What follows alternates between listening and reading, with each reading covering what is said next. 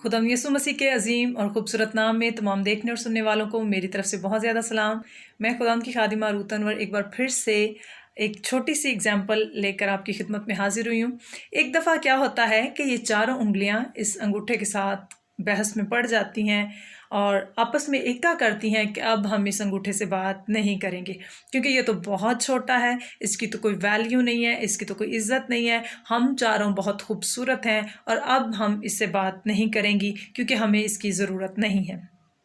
अब होता कुछ यूँ है कि खाना खाने के लिए जब उन्हें चम्मच उठाना पड़ा तो उन्हें रियलाइज़ हुआ कि उन्हें अंगूठे की मदद की ज़रूरत है।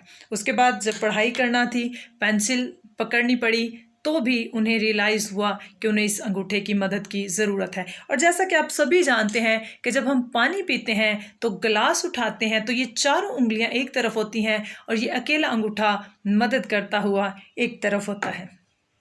मैं आपको बताना चाहती हूँ कि बहुत दफ़ा ज़िंदगी में हम छोटी चीज़ों की कदरों कीमत से नावाकिफ़ होते हैं।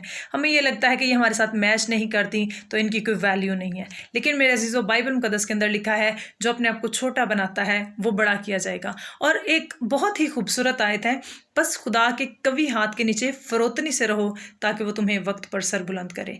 तो मैं आज आपको एक बात बताना चाहती हूँ कि अगर आप सरबुलंदी चाहते हैं, इज़्ज़त चाहते हैं, कामयाबी और कामरानी चाहते हैं, तो ख़ुद को बहुत हम्बल करें, ख़ुद को आजिज़ करें और जो छोटी चीज़ें हैं, जो आपसे कमतर लोग हैं, आप उनको वैल्यू करना सीखें, उनको इज़्ज़त देना सीखें। जब आप उनके सामने छोटे बन जाएंगे तो मैं ईमान के साथ, दावे के साथ ये बात कहती हूँ कि खुदावंद ना सिर्फ आपको बरकत देगा बल्कि आपको सरफराज भी करेगा और आपको सच में एक कामयाब तरीन इंसान बना देगा। खुदावंद आपको बड़ी बरकत दे। Stay blessed all.